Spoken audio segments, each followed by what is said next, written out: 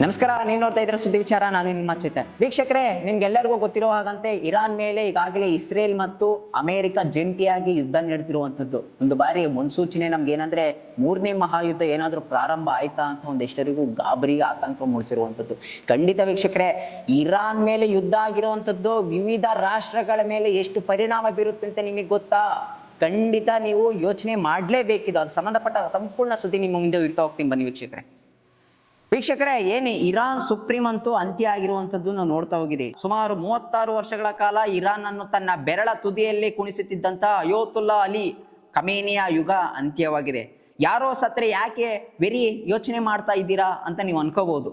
ಖಂಡಿತ ನಾವು ಯೋಚನೆ ಮಾಡಲೇಬೇಕು. ಇದು ಕೇವಲ ಒಬ್ಬ ವ್ಯಕ್ತಿಯ ಸಾವಲ್ಲ, ಇಡೀ ಮಧ್ಯಪ್ರಾಚ್ಯದ ಪವರ್ ಬ್ಯಾಲೆನ್ಸ್ ಅದಲು ಬದಲು ಆಗುವಂತ ಚಾನ್ಸಸ್ ಇದೆ. ಅಂದ್ರೆ ಮುನ್ಸೂಚನೆ ನಮ್ಗೆ ಆಗಬಹುದಂತ ಲಾಭ ನಷ್ಟ ಏನು ಅಂತ ವಿವರವಾಗಿ ನಾವು ನೋಡ್ತಾ ಹೋಗ್ತೀವಿ.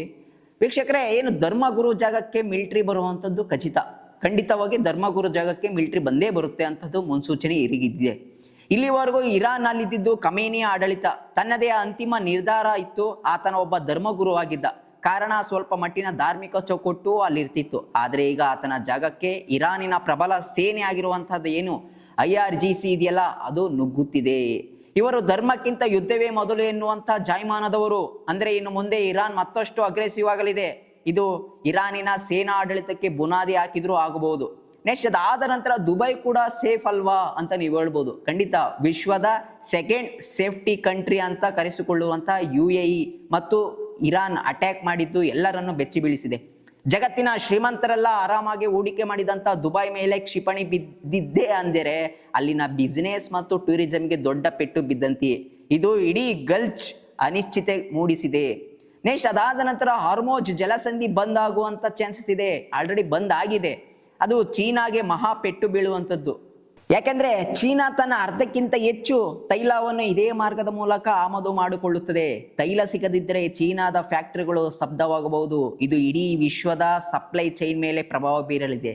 ವೀಕ್ಷಕರೇ, ಷೇರು ಮಾರುಕಟ್ಟೆಯಲ್ಲೇ ಕ್ರ್ಯಾಶ್ ಆಗುವಂತ ಚಾನ್ಸಸ್ ಇದೆ.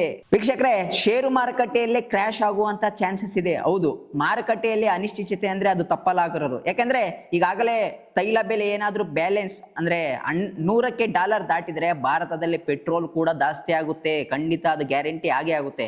ಇದು ನಮ್ಮ ಕಂಪನಿಗಳ ಲಾಭದ ಮೇಲೆ ಹೊಡೆತ ಬೀಳುತ್ತದೆ. ಹೂಡಿಕೆದಾರರು ಗಾಬರಿಯಿಂದ ಷೇರುಗಳನ್ನು ಮಾರಿ ಚಿನ್ನದ ಹಿಂದೆ ಓಡುತ್ತಿದ್ದಾರೆ.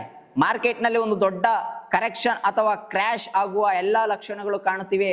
ಹೂಡಿಕೆ ಮಾಡುವಾಗ ಈಗ ಸ್ವಲ್ಪ ಹ್ಯಾಂಡ್ ಬ್ರೇಕ್ ಹಾಕುವುದು ಒಳ್ಳೆಯದು. ಇರಾನ್ ನಲ್ಲಿ ಅಧಿಕಾರಕ್ಕಾಗಿ ಕಿತ್ತಾಟ ಶುರು ಆದಾಗ ಅಲ್ಲಿನ ಭದ್ರತೆ ಸಡಿಲವಾಗುತ್ತದೆ. ಇದನ್ನೇ ಕಾಯುತ್ತಿರುವಂತಹ ISIS ನಂತಹ ಸಂಘಟನೆಗಳು ಮತ್ತೆ ಹುಟ್ಟಿಕೊಳ್ಳಬಹುದು. ಇರಾನ್ ದೇಶದ ಮೇಲೆ ಸರ್ಕಾರಗಳ ಹಿಡಿತ ತಪ್ಪಿದರೆ ಮಧ್ಯಪ್ರಾಚ್ಯ ಮತ್ತೆ ಭಯೋತ್ಪಾದನೆಯ ತಾಣವಾಗುವ ಅಪಾಯವಿದೆ.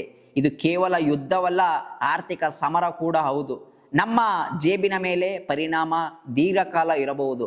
ಪರಿಸ್ಥಿತಿ ಕ್ಷಣ ಕ್ಷಣಕ್ಕೂ ಬದಲಾಗುತ್ತಿದೆ. ಪ್ರತಿಯೊಬ್ಬರು ಜಾಗೃತರಾಗಿ ಎನ್ನುವುದೇ ನಮ್ಮ ಸುದ್ದಿ ವಿಚಾರದ ಪ್ರಮುಖ ಸುದ್ದಿಯಾಗಿರುವಂಥದ್ದು. ನೋಡಿದ್ರಲ್ಲ ವೀಕ್ಷಕರೇ, ಇದು ಇರಾನ್ ಮೇಲೆ ಆಗಿರುವಂತಹ ದಾಳಿಯ ಪರಿಣಾಮ ಯಾವ ರೀತಿ ಬೀಳ್ತಿದೆ ಅಂದ್ರೆ ಅದು ಊಹೆನೂ ಸಹ ಮಾಡ್ಕೊಳಕ್ಕಾಗ್ತಿಲ್ಲ. ಯಾಕಂದ್ರೆ ಆರ್ಥಿಕದ ವ್ಯವಸ್ಥೆ ದೊಡ್ಡ ಹೊಡೆತ ಬೀಳುವಂಥದ್ದು ನಾವು ಕಾಣ್ತಾ ಹೋಗ್ತೀವಿ. ಯಥೇಚ್ಛವಾಗಿ ಇರಾನ್ನಿಂದ ನಾವು ಕಚ್ಚಾ ತೈಲವನ್ನು ನಾವು ಆಮದು ಮಾಡ್ಕೊಳ್ಳೋದ್ರಿಂದ ಈ ರೀತಿ ಪರಿಣಾಮ ಬೀರುವಂಥದ್ದನ್ನು ನಾವು ಕಾಣ್ತಾ ಹೋಗ್ತೀವಿ. ಇದಾಗಿತ್ತು ಇವತ್ತಿನ ಸುದ್ದಿ ವಿಚಾರ. ಸುದ್ದಿ ನಮ್ಮದು, ವಿಚಾರ ನಿಮ್ಮದು. ನಮಸ್ಕಾರ.